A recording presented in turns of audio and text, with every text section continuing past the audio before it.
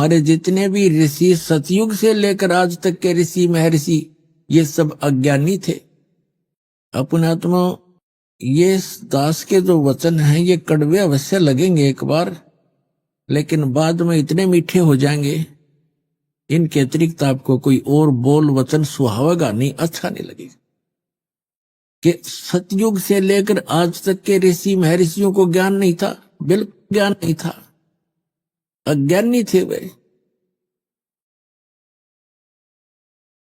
अपने आत्मा को थोड़ी सी झलक दिखा दूं, नहीं तो कोई पहली बार सुनेगा भक्त, क्योंकि ये सीडी वगैरह बनती हैं, भक्त अपने मित्रों को देते हैं, तो उनका ये हजम होगी नहीं ये बात कि सतयुग से लेकर आज तक के इन ऋषि महर्षि ब्राह्मणों को कति ज्ञान नहीं था भक्ति का। इनको छोड़ ब्रह्मा विष्णु महेश को ज्ञान नहीं था, बताओ। तो ये वचन जो दास के हैं ये तो आज सभ्य समाज शिक्षित समाज हो गया, इसलिए स्वीकार्य हो गए। और ये वचन परमात्मा 600 वर्ष पहले कहा करते कबीर जी, तो उस समय तो पत्थर खान की बात थी, डले लग गए।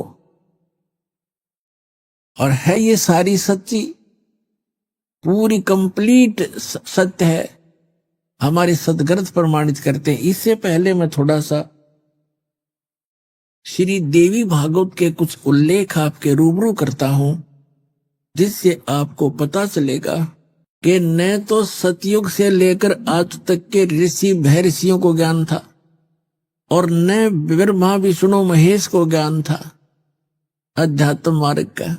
तो और को होगा किसको? केवल परमात्मा स्वयं आते हैं, अपने द्वारा रची हुई सृष्टि को यथार्थ रूप में वही बताते हैं। और यथार्थ भक्ति मार्ग और पूर्ण परमात्मा वो स्वयं होते ही है, वो स्वयं ही यथार्थ भक्ति मार्ग बताते हैं, यथार्थ ज्ञान तत्व ज्ञान वही बताते हैं। अब देखिएगा श्रीमद् देवी भागवत सतीतर मोटा टाइप, गीता प्रेस गोरखपुर से प्रकाशित। इसके कौन है संपादक, कौन है इसके देखिएगा, हनुमान प्रसाद पोदार, चिमनलाल गोस्वामी, और ये प्रकाशक है इसके। इसके 414 पृष्ठ पर आपको ले चलते हैं। छठा स्कंद, ये छठा स्कंद संक्षिप्त देवी भागवत 414 पृष्ठ पे।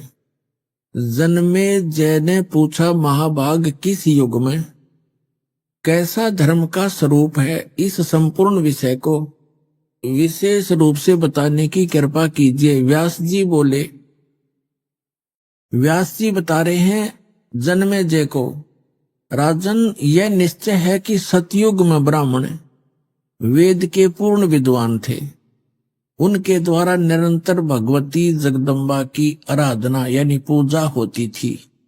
भगवती का दर्शन करने के लिए उनका मन सदा ललायित रहता था। प्रत्येक गांव में शक्ति मंदिर का उद्घाटन हो, दुर्गा का मंदिर बने, इस विषय की उनके मन में बड़ी उत्सुकता थी। और यहां और देख लें साथ में थोड़ी सी इनकी झलक है। धर्म की यही स्थिति त्रेता में रही, परंतु कुछ ह्रास हो गया था। सतयुग की जो स्थिति थी वह द्वापर में विशेष रूप से कम हो गई। राजन, उन प्राचीन युगों में जो राक्षस समझे जाते थे वे कली में, कली माने कलयुग में ब्राह्मण माने जाते। दास नहीं कह रहा, ये अपना इतिहास कह रहा है, क्योंकि अब के ब्राह्मण प्राय पाखंड करने में तत्पर रहते हैं, दूसरों को ठगना, झूठ बोलना और वैदिक धर्म कर्म से अलग रहना, ये कलयुगी ब्राह्मणों का स्वाभाविक गुण बन गया है। अपना आत्मा कलयुग के जो ब्राह्मण जिनको हम आचार्य और शंकराचार्य, ये सारे ब्राह्मण हैं, हमारे धर्मगुरु जो अभी तक थे। तो इनको इनके विषय में क्या कहा है कि जो सतयुग त्रेता द्वापर में जो राक्षस हुआ करते, इसे स्वभाव के तो हमारे ब्राह्मण हो गए, तो अन्य जनता का क्या हाल होगा।